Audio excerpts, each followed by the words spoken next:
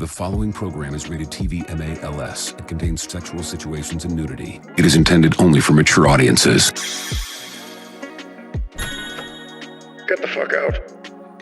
Today I'll be covering the freakiest anime to come out of Japan, Queen's Blade. Remember a long time ago this was on Netflix? Haha, not anymore, especially in 2026 Netflix. It's definitely not. If it were still available to the public and not some internet digger, would you watch this for the action?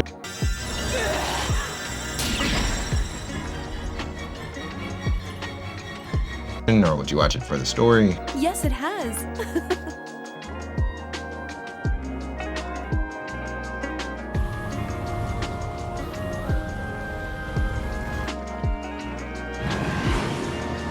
Sup, little mama? Where's mommy then? Maybe would you watch it for the character development? Get started. So, what do you think? Sure. If it's none of this, I think I know why you'd watch it.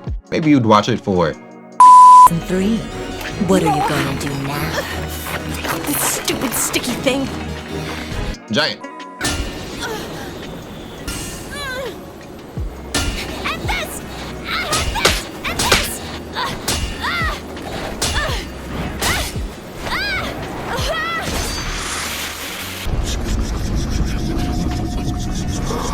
Explosive milk. Cleavage. That's relief. Lena! I can't stand... What strange clothing they wear. On the other hand, this one likes showing off her alabaster skin. Oh, I'd like to alabaster her! Yeah, she's playful. Chicks with I'm surprised the infernal temptress thinks this is sinister. I guess it's a matter of taste. I know you're a servant of the Swamp Witch, therefore I won't be able to let you leave. We should run for it! Do you spirits think you can contain me?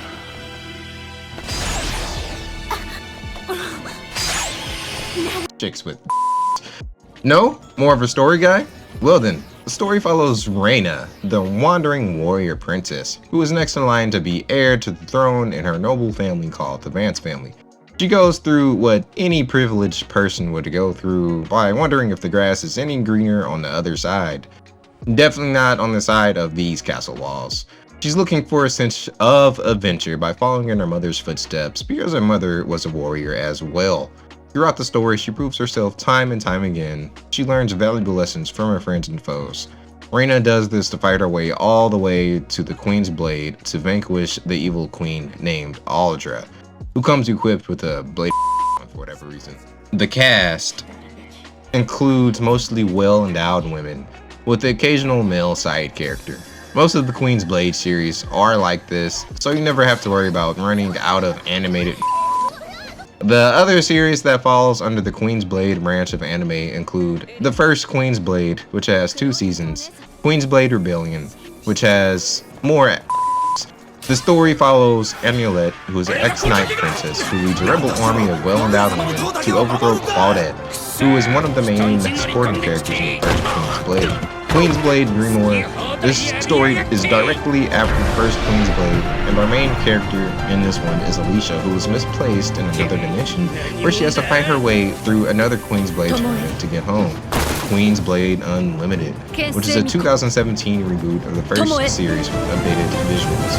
And Queen's Blade Vanquished, and by vanquished, I mean vanquished, like in an alternate dimension where the cast didn't win and the male characters had plot armor. At this point, it should have been hentai, along with the plot. Next on my list is Claymore. Not that Claymore your dingus.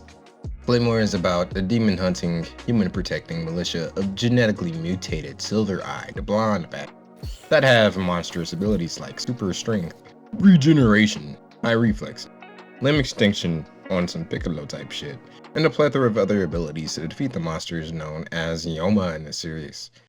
Now, you might ask yourself, why the blonde-knighted baddies are the ones doing the ass-kicking? Well, get ready for this one. So the organization they worked for originally used males as their knighted demon slaying mercenaries, but they awakened too early by using too much of their ecchi energy, forcing them to the point of no return. So the organization opted to use women instead because of their greater ability to not awaken. Would you like to know why the women have the greater ability to The not lose organization control? is to blame for these monsters. In the beginning, they made male warriors. When they first began making warriors, they were both male and female. But over time, the males proved to be complete failures. You see, awakening is very similar to sexual pleasure. Get ready for this one, guys.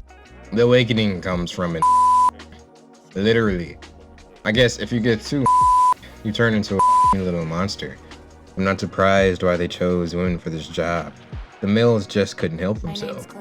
Okay, so despite the repressed sexual urges, the series revolves around Claire. Claire is ranked 47 out of 1 to 47. The numbers outside of the top 5 don't matter as much, as we see Claire dismantle most threats in her path, regardless of her ranking. What makes Claire unique, though, is how she got her special abilities. You see, Claire was unfortunate in becoming a Claymore. She got her Claymore abilities from her mentor, Teresa. Follow along as I explain the story of Claire and Teresa and how Claire got her abilities. Teresa was ranked number 1 in her generation of Claymores. Claymores have rules and regulations, with one of those rules being not to intervene with human affairs, which is why most of them travel alone or even keep as far away from human activity as much as possible, unless they have to dispose of a Yoma. It doesn't hurt to mention that the Claymores are sterile due to their procedure in becoming Claymores at a very young age. If they violate these rules, they are punished by being sentenced to death by the organization, which wasn't fair to Teresa because she was being harassed by ruthless bandits while trying to protect a young Claire. Since the bandits thought they knew the codes and regulations the Claymores went by, they thought that Teresa wouldn't. Friends, aren't we? My new pet. I love watching the veins in her neck when she's screaming. She kept crying, Teresa, Teresa.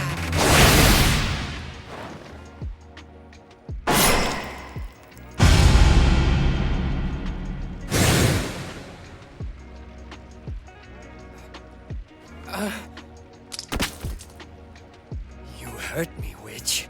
Now how am I going to caress your filthy body? I'm tired. This is what my falcon sword is capable of. But you can barely see it, can you?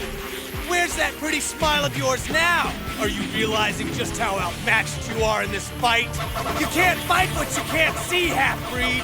Do your worst if you even think you can get close to me. But I know that your kind's not made of steel. So now, what does the big bad Claymore want to do with me? It was actually satisfying to see these get slaughtered by Teresa. Due to Teresa's negligence in following the rules of the organization, she was sentenced to death. And Teresa would have willingly died too, if it wasn't for being concerned about Claire. I believe Teresa's attachment and concern for Claire gave her something greater to live for. And with her never being able to have kids of her own, I believe she started to look at Claire as one of her own.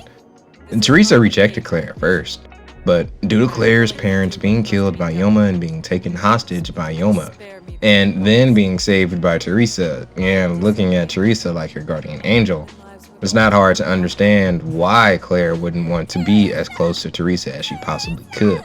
The world which Claymore is created from is very harsh, so it's easy to understand the reasoning behind Claire's unwavering devotion to be as close to Teresa as she possibly could. Now that Teresa found a greater reason for living outside of the organization, she said, "Forget that," and escaped with her baby Claire. The organization said, "Oh, you broke the rules and got these medieval bum scared of us now," which would be understandable, considering the fact that the bandits destroyed the town Teresa saved Claire in. It's not like they had cell phones to record that actually happened. Most of the humans are pretty stupid inside Claymore. I digress. So, anyways, the organization said, "Nah, you my bitch. You gonna die how and when I want you to die." So the organization gathered its top-ranking Claymore and sent them to go off Teresa like they were an Amazon delivery of death. It also doesn't hurt to mention that the organization has bad logistics, because why would they send in Priscilla? She was strong as a Claymore. With only a few months in the organization, she shot up to rank 2, which is good on a scale of how easily you can kill monsters, but on killing Teresa, nah, the organization f***ed up big time. So they pull up and decide to give Teresa and Claire a little special home delivery. Every angle they tried to take Teresa down did not work. One-on-one, nope. Sneak attack, nope. Quadruple team, Play with your quick sword. hell no. Teresa was kicking their ass with little to no effort. How very disappointing. Teresa was actually about to kill Priscilla, but Priscilla pulled out this wounded puppy ass look, and Teresa was like, nah, even I feel guilty for killing this bitch. Teresa gives Priscilla the Afro Samurai treatment and walks off with Claire in the distance. Then this Priscilla goes off talking about she killed Daddy or something like that, like whatever she was talking about. Priscilla goes off and she goes off and goes after Teresa even though she's about to awaken. So they have a squirtuple and Teresa beats her again.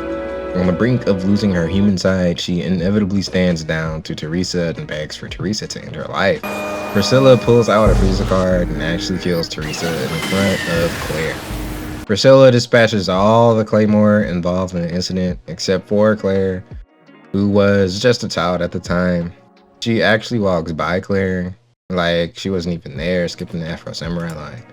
This was a really good series from back in the day, and I definitely recommend you give it a watch. A lot of anime faces the issue of keeping pace with the manga and oftentimes outpaces it, thus springing filler episodes and whatnot. In the case of Claymore, it's a bit different, mainly in the final episodes of the anime and some instances within the story that offered more character development and ended some of the loose ends that can only be concluded within the manga. Even though Claymore, the animated series, has fantastic visuals, an excellent soundtrack, and an immersive story, you can't help but notice the difference between the anime and the manga story-wise. Plus, you get more story and a satisfying ending. Even though the series is 17 years old, I do not want to spoil the canon ending for you that's within the manga. Also, I heard news of a live-action series for Claymore being produced, so I definitely look forward to that. Thank One Piece.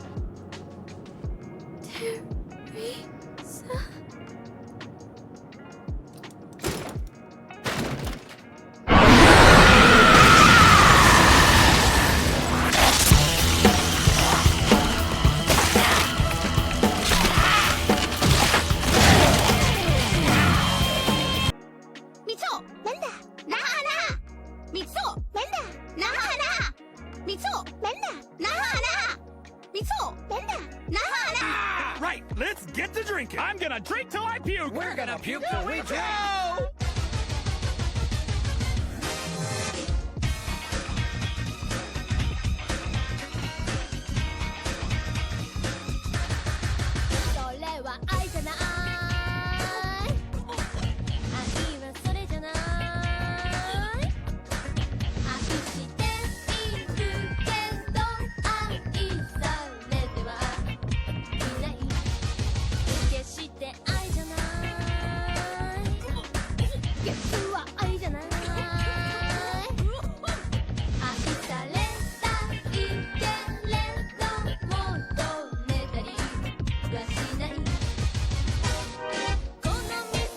Here, I have the Excel Saga.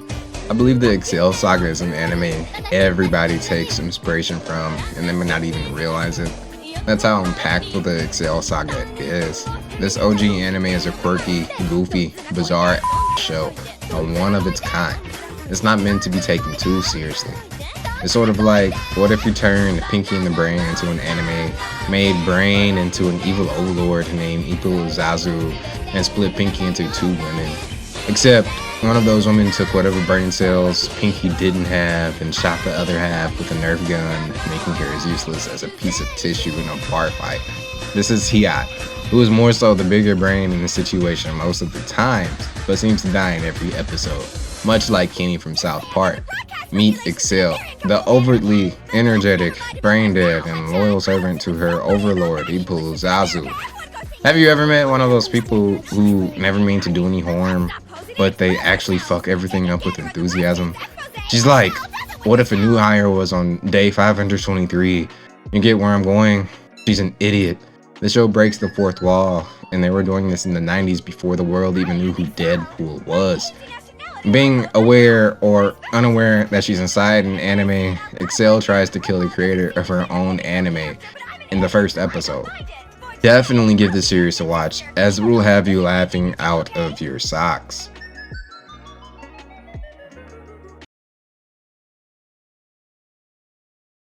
Okay, so this wraps up my video for the strongest lead females in anime history. Thanks for watching. Leave a like and subscribe because this video did take a while to make, especially with all the censoring and stuff going on. So if you did that, I'd really appreciate it. Thank you.